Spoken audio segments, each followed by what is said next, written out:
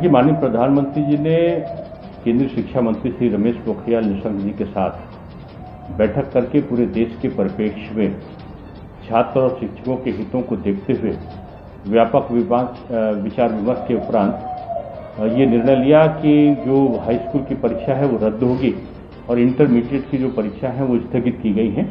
1 जून को निर्णय होगा कि उसके बारे में क्या नीति अपनाई जाए और 15 दिन पहले इंटरमीडिएट के छात्रों को परीक्षा की सूचना दी जाएगी। स्थितियां समान होने पर ये सारी गतिविधियां होंगी, ऐसा केंद्र सरकार ने निर्णय लिया है।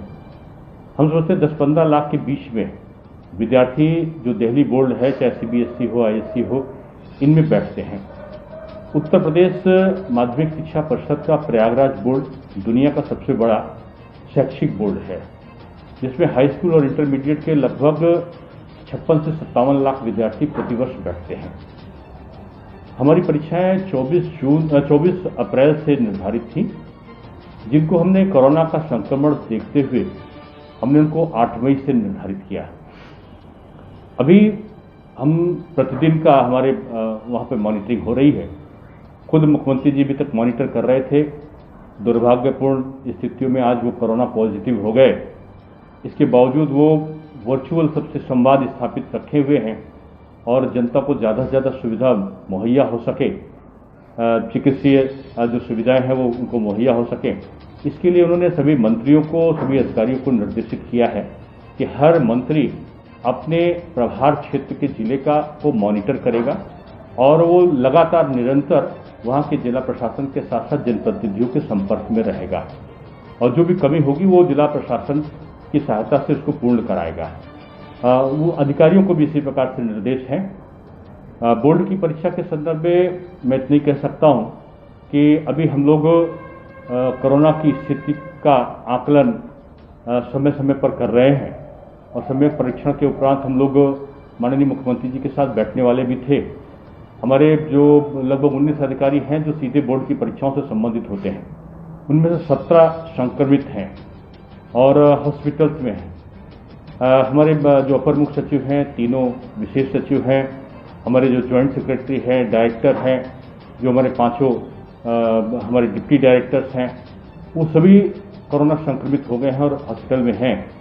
उनके शीघ्र स्वस्थ होते ही हम संबंध में विचार विमर्श करने के बाद माननीय मुख्यमंत्री जी के साथ संवाद स्थापित करेंगे और उसके बाद हम 8 मई से होने वाली परीक्षा के संदर्भ में कुछ कहने की स्थिति में होंगे। देखिए, लखनऊ में स्थितियां तेजी के साथ सामान्य हो सके, इसके लिए पुरजोर कोशिश हो रही है और जिसको कहना चाहिए मुख्यमंत्री जी के दिशा निर्देश में इतना बड़ा काम हुआ कि रातों रात हम लोगों ने 2000 बेड्स और बढ़ाने का निर्णय किया और उसके लिए जो इक्विपमेंट्स की जरूरत थी, जैसे 1000 के आसपास वेंटिलेटर हमने बाहर से मंगाए। हमारी कुछ जो एम्बुलेंसेस थे उनको बढ़ा रहे हैं, कुछ जो इंजेक्शन थे उसको हमने गुजरात से बाहर से मंगवाया है। यानी हमारी जो चिकित्सा के संबंध में जो दवाइयों की जरूरत थी वो हमने पूरी की है, जो इक्विपमेंट की जरूरत थी उनको हमने पूरा कर लिया है या हम करने की स्थिति में हैं। हमने हॉस्पिटल्स में बेड्स को बढ़ाने का, उनके वहाँ पे जो नर्सिंग स्टाफ है उसकी उपलब्धता का, वहाँ पे जो डॉक्टर्स हैं और जैसे जो 4th ईयर और 5th ईयर के भी जो चिकित्सा के संबंध में जो डॉक्टर्स हैं उनको भी तमाम जगह पर ड्यूटी पे लगाया गया है। हम लोग निजी चिकित्सालयों के चिकित्सकों से भी बात कर रहे हैं। निजी क्षेत्र में भी जो अवकाश है कर्मचारियों का, उसको लेने के लिए रोका गया है कि वो न लें। सरकार में भी जो कर्मचारियों को, जो चिकित्सा से संबंधित कर्मचारी हैं, उनकी छुट्टी को भी रोका गया है। ये सारी चीज़ों को हम लोग करने के साथ साथ पब्लिक से भी एक अपेक्षा माननीय मुख्यमंत्री जी ने की है कि हम सबसे बड़े स्वास्थ्य रक्षक स्वयं हैं और अगर हम कोरोना गाइडलाइन का अनुपालन करेंगे तो हम अपने आप को बचा सकेंगे।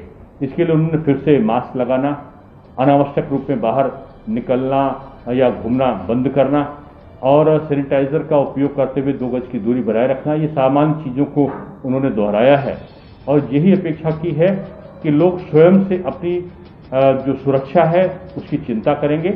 सरकार उसमें सहायक बनके पूरी ताकत के साथ में, पूरी संजीदगी के साथ में, पूरी अपनी क्षमता के साथ में काम कर रही है। प्रौद्योगिकी विश्वविद्यालय के छात्र बड़े लंबे समय से ऑनलाइन परीक्षा की मांग कर रहे हैं, तो इस पे आप क्या कहना चाहेंगे? देखिए, हमारा तो मांग यही है कि जितने भी छात्र हैं, जितने इसका मांग कर रहे हैं, जो ऑनलाइन परीक्षा की जो मांग कर रहे हैं, कोविड को देखते हुए हमारी यही मांग है कि छात्र प्रतिनिधि होने के नाते मेरा यही मांग है कि विश्वविद्यालयों में जो परीक्षा कराने का जो आयोजन किया जा रहा है, उस परीक्षा को निरस्त करके ऑनलाइन एग्जाम कराया जाए, क्योंकि यहाँ छात्र छात्राओं के भविष्य की बात है, उनके जान की बात है। तो उसके सुरक्षा को दृष्टि से देखते हुए सरकार को विश्वविद्यालय संबंधित जितने भी बॉडी हैं, अथॉरिटी जितने लोग हैं, उनको ऑनलाइन पेपर कराना चाहिए।